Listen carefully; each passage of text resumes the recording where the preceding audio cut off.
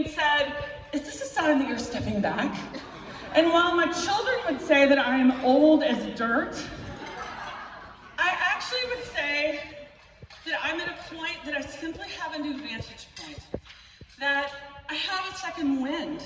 I'm at a point of the journey where you can look back at where you've come from and forward to where you're going. And so I feel really inspired about all we have to do next. People often ask me why I care so much about health philanthropy. And I'll tell you that I went into this work because I believe that it was important, that healthcare, that health is foundational to a life well lived. However, over time, it got personal. It got really personal. And the import of our work was slowly etched upon my soul. In 2005, I was pregnant with a rare form of identical twins called mono twins. They have a tendency to suffer from cord death, blindness, deafness, cerebral palsy. And so I was advised to end the pregnancy. I didn't. I went into the hospital for 10 weeks and I had two little tiny 2-pound babies at 32 weeks.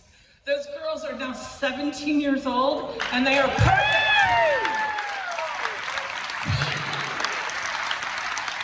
Except they routinely forget to load the dishwasher. That's okay.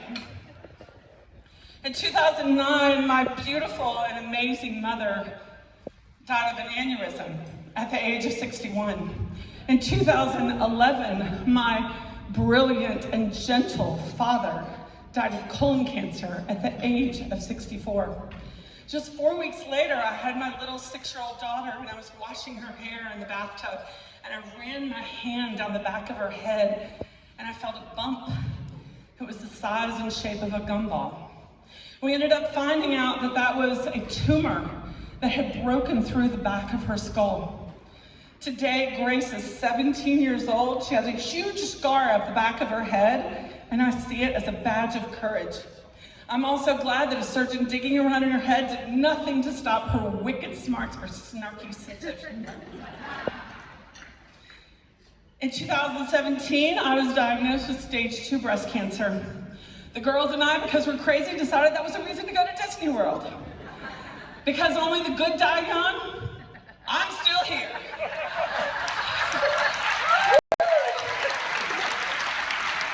I've also found out that there's actually utility to having breast cancer because in the space where the surgeon did her good work, I can now serve lipstick, keys, credit cards, and all kinds of other stuff. I don't have to carry a purse anymore.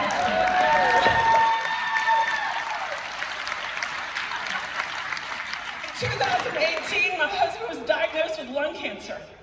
In 2020, his cancer came back. Thankfully, he is doing incredibly well, though there are moments I do wish he'd move into the garage. Don't tell him I said that.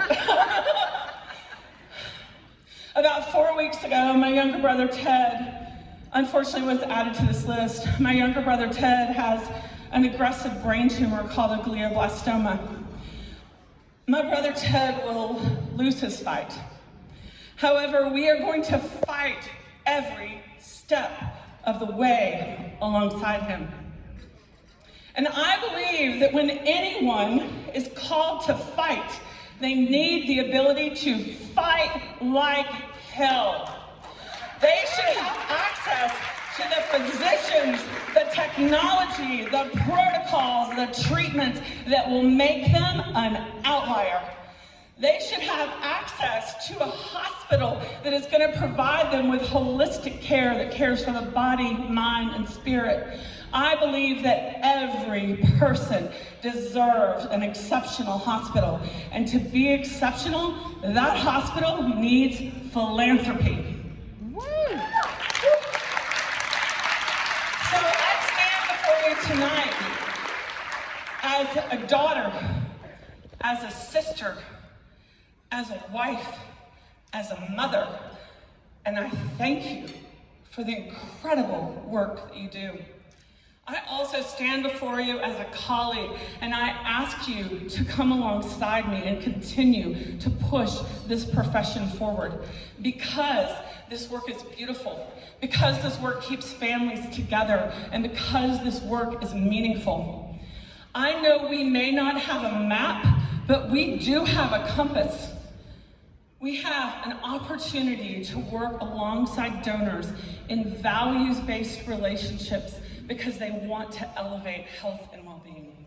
And so I would call upon all of us to chart a bolder, braver path forward. Thank you so much for the incredible honor of being recognized as your Seymour Award winner for last year. It's a privilege to serve alongside you, and I can't wait to transform healthcare.